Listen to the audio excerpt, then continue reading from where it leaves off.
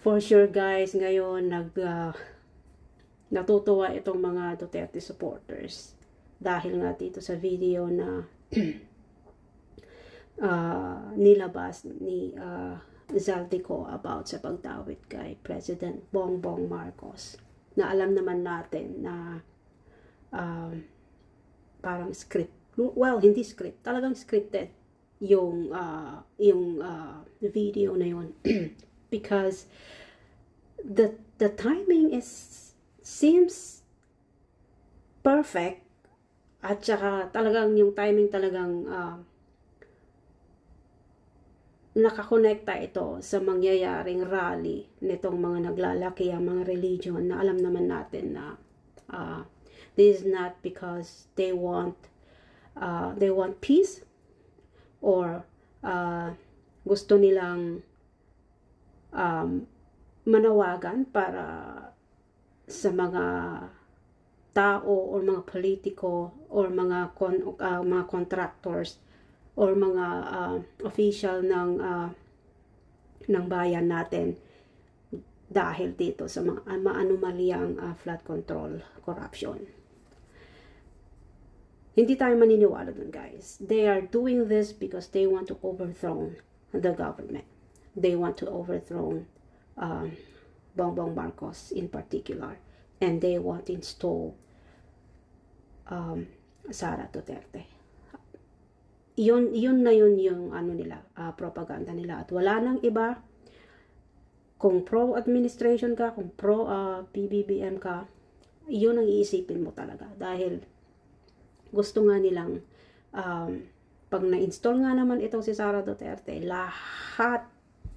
lahat ng mga sumangkot o lahat ng sangkot dito sa mga anomalyang flood control ito, borado lahat yon. Tandaan nyo yun guys, borado lahat yan. Walang mintis. So now, itong ginawa ni Zaldico, perfect na perfect yun eh. Kasi 'di ba kung maalala nyo or alam natin na from the past, itong si Zaldico is talagang pro Duterte siya. Walang ano yan.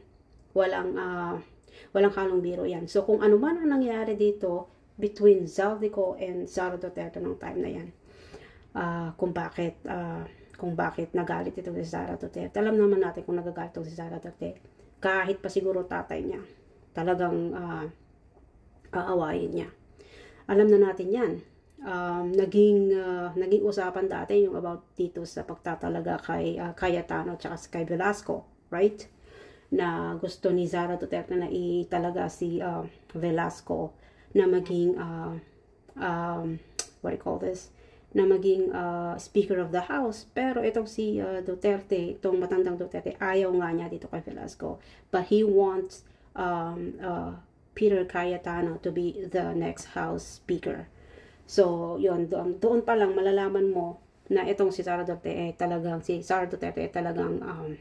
meron siyang kumbaga, meron siyang kakayanan na magmanipula even her own father. She can manipulate her own father.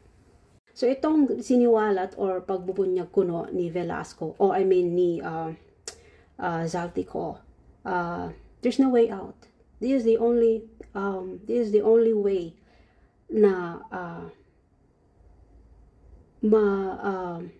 maabsuelto siya kung totoong is siya ang naging mastermind lahat ng mga naglalaking mga flood control corruption sa Pilipinas. There's no way out guys. Ang way na lang niya is it's either maki-areglo siya kay Sara Duterte, and that's it. That's the only way para maabsuelto siya. Ang isabit itong si Ferdinand Bongbong Marcos Jr. na ito nga ay gusto nilang mapabagsak.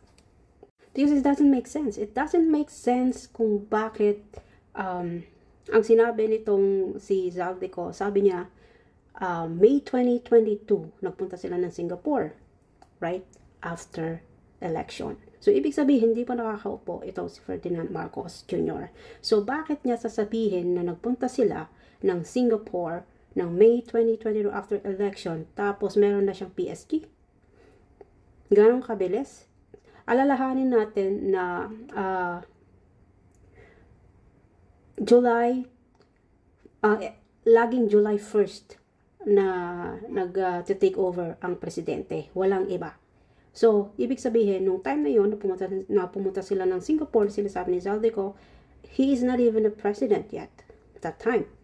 So, yung timing, yung date, hindi nagtutugma sa sinasabi niya na meron daw bag na brown na ang sabi daw ni PBBM na mawala na ang lahat, wag lang ang brown bag na yan. So, meron daw PSG na nagbigay ng brown bag na yon kay Ferdinand Marcos Jr., BBM. So, hindi nagtutugma yung sinabi niya. So, nung time na yun, meron na siyang PSG, nung time na yun, si Ferdinand Marcos. Yun pa lang, una pa lang, alam na natin na nagsisinungaling itong si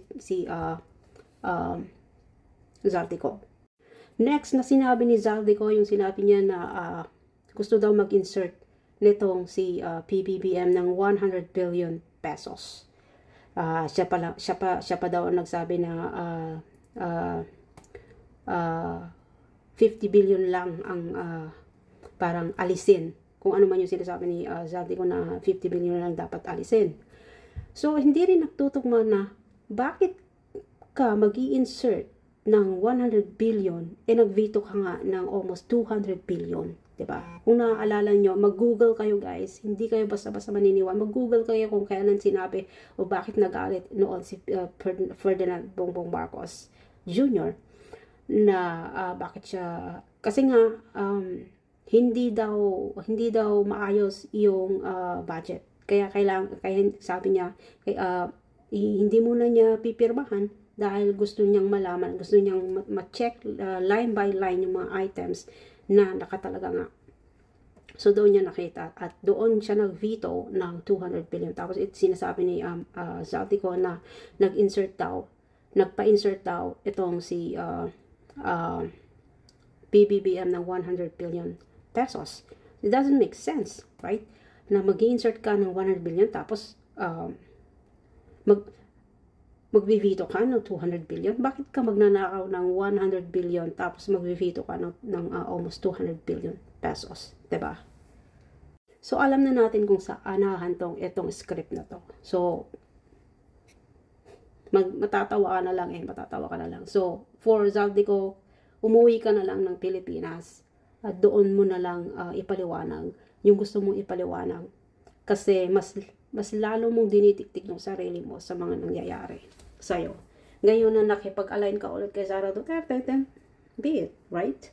Alam naman natin na yun na yung talagang yun na talaga yung pinaka-last resort niya, ang makipag-alyansa ulit kay Sara Duterte because he is thinking about ito na yung pinaka-last na kaya niyang gawin dahil kung hindi niya gagawin to, talagang makukulong siya. At makukulong talaga siya, guys. Makukulong talaga siya.